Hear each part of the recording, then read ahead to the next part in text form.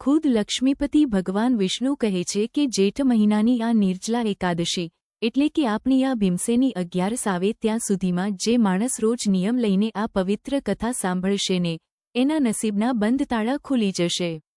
આ કોઈ જેવી તેવી 11 નથી ભાઈ, આ દિવસે કરેલા પુણ્યનું ફળ બીજા દિવસો કરતાં બમણું ત્રણગણું નહીં પણ હજારો ગણું વધારે મળે છે। એટલે ઘરમાં ગમે એટલું કામ હોય, ગમે એવી ઉપાધિ હોય, પણ ઘરના બધા જ સ્ત્રીઓ અને પુરુષો ટાઈમ કાઢીને રોજ આ કથા અચૂક સાંભળજો। એકવાર સાંભળવાનું શરૂ તો કરો, જો તમારા ઘરમાંથી આખી પેઢી તારી ન નાખે તો કહેજો। તો ચાલો આજે જ જાણીએ આ કળિયુગના તારણહાર વ્રતની અસલી વાર્તા। આજે આપણે એક એવા વ્રતની વાત કરવાના છીએ જેને આપણા શાસ્ત્રોમાં બધા વ્રતોનો રાજા કીધો છે। એ છે નિર્જલા એકાદશી, જે જેઠ મહિનાના સુદ પક્ષમાં આવે છે।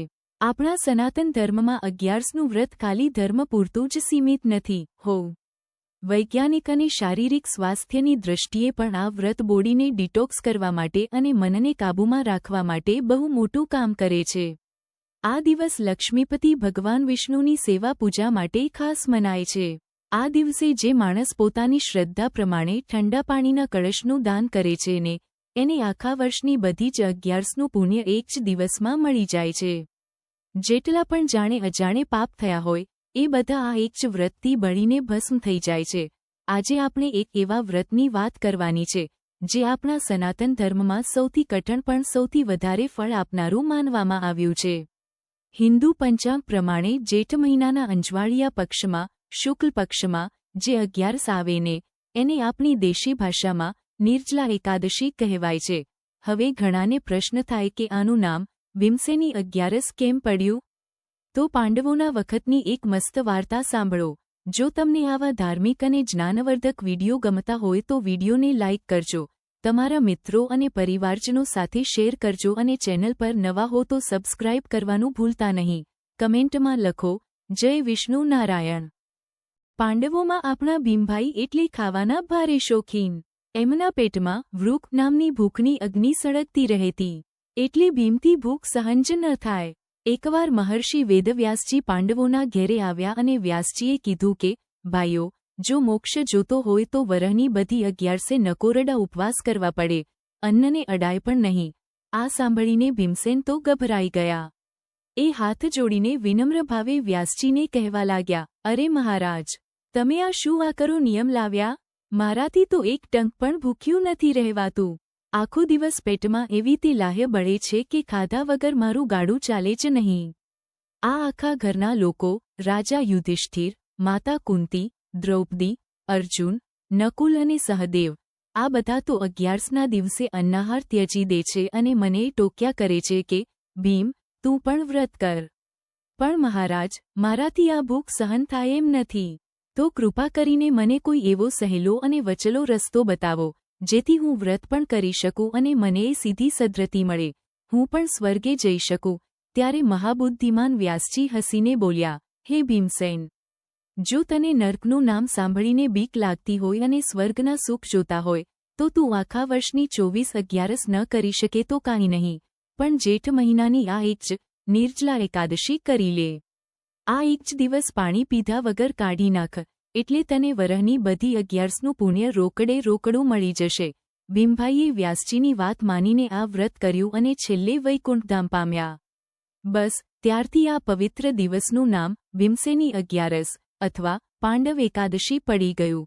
દેશી ભાષામાં સમજીએ તો નિર્જલા એટલે જેમાં જળનો એક ટીપો પણ ગળા નીચે ન ઉતારવાનો હોય। બીજી બધી 11સોમાં તો ફરાળ કરાય, દૂધ ફળ ખવાય, પણ આ વ્રત તો એકદમ આકરી તપસ્યા જેવું છે। શાસ્ત્રો મુજબ જ્યારે સૂર્યનારાયણ ભગવાન વૃષભ અને મિથુન રાશિની વચ્ચે હોય ત્યારે આ જેઠ મહિનાની શુક્લ પક્ષની 11 આવે છે। સામાન્ય રીતે એક વર્ષમાં 24/11 હોય અને જો એ વર્ષમાં અધિક માસ પુરુષોત્તમ મહિનો આવે તો 26/11 થાય। પણ શાસ્ત્રો ગેરંટી આપે છે કે જો તમે આ એક જ નિર્જલા 11 સાચા ભાવથી કરો ને તો અધિક માસની 2 11 સમેત આખા વર્ષની 26/11નું ફળ તમારા ખાતામાં જમા થઈ જાય। બાકીની 11સોમાં ખાવા પીવા પર કંટ્રોલ કરવાનું હોય છે, પણ આ દિવસે તો પાણી પર પણ બ્રેક મારવાની હોય છે। આ વ્રત આપણને મન પર કાબૂ રાખતા શીખવે છે અને આપણા શરીરની અંદર એક નવી જ ઊર્જા ભરી દે છે. આ વ્રત પુરુષો અને મહિલાઓ બંને સરખી રીતે કરી શકે છે. જ્યારે ધર્મરાજા યુધિષ્ઠિરે ભગવાન શ્રીકૃષ્ણને વિનંતી કરી કે, હે જનાર્દન, હે પ્રભુ, જેઠ મહિનાના અંજવાળિયા પક્ષમાં જે ઉત્તમ 11 આવે છે, એનું વિગતવાર વર્ણન કરો. ત્યારે દ્વારકાધીશે કીધું કે, હે રાજન, આનો મહિમા તો ખુદ વેદાંગના જ્ઞાતા અને સર્વશાસ્ત્રોના જાણકાર એવા પરમ ધર્માત્મા વ્યાસજી જ તમને કહી શકશે. ત્યારે વ્યાસજીએ પાંડવોને ચારેય પુરુષાર્થ, ધર્મ, અર્થ, કામ અને મોક્ષ આપનારા આ વ્રતની કથા સંભળાવતા કીધું, હે પાંડવો, 11ના દિવસે અન્ન ખાવું એ મોટું પાપ છે. 11 આખો દિવસ પ્રભુ ભક્તિમાં ગાળી, 12ના, દ્વાદશી, દિવસે સવારે વહેલા નાહી ધોઈને પવિત્ર થઈ, સુગંધી ફૂલોથી ભગવાન કેશવની પૂજા અર્ચના કરવી. એ પછી સૌથી પહેલા આદરપૂર્વક બ્રાહ્મણોને ભોજન કરાવવું, દક્ષિણ આપવી અને પછી જ પોતે પારણા કરવા, ભોજન લેવું. આ સાંભળીને ભીમે પોતાની અસમર્થતા બતાવી, જે આપણે આગળ જોઈ. વ્યાસજીએ ભીમને આકરા નિયમો સમજાવતા કીધું, જો ભીમ, જેઠ મહિનામાં સૂર્ય જ્યારે વૃષભ કે મિથુન રાશિ પર હોય ત્યારે આ વ્રત યત્નપૂર્વક કરવું. આખો દિવસ પાણીને અડવાનું પણ નથી. હા, સવારે દાંતણ કુલ્લા કરતી વખતે કે આચમન કરતી વખતે જો 2 ટીપાં પાણી મોઢામાં જાય તો છૂટશે, પણ એ પાણી ગળાની નીચે ઉતરવું ન જોઈએ, નહીંતર વ્રત તૂટી જાય. 11ના સૂર્યોદયથી લઈને 12ના સૂર્યોદય સુધી જે માણસ જળનો ત્યાગ કરે છે, એનું વ્રત પૂરું ગણાય છે.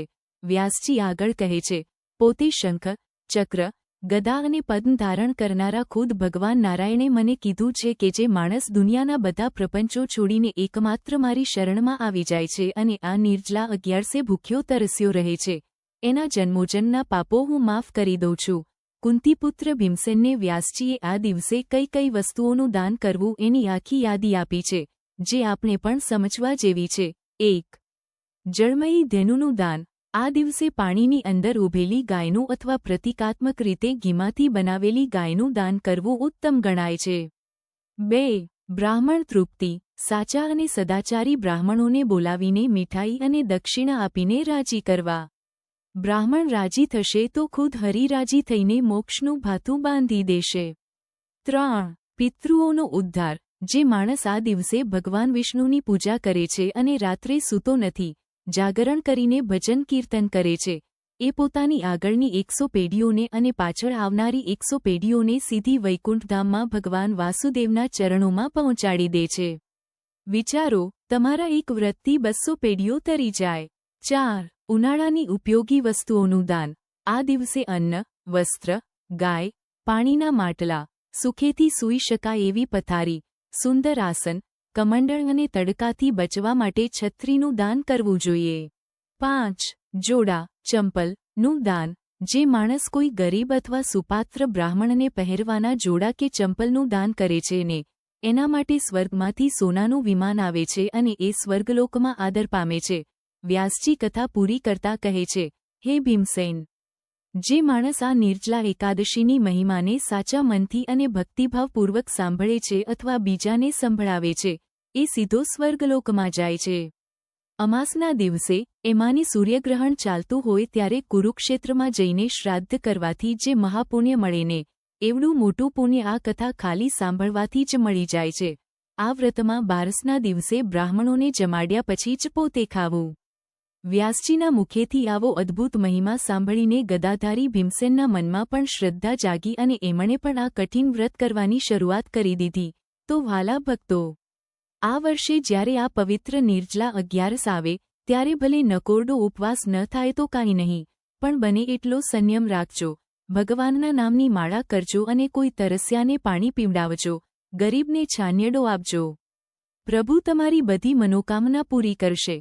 જો આ વિડિયો ગમ્યો હોય તો લાઇક કરજો, તમારા વોટ્સએપ ગ્રુપમાં શેર કરજો અને ચેનલને સબસ્ક્રાઇબ કરવાનું ભૂલતા નહીં. કમેન્ટમાં લખો, જય વિષ્ણુ નારાયણ.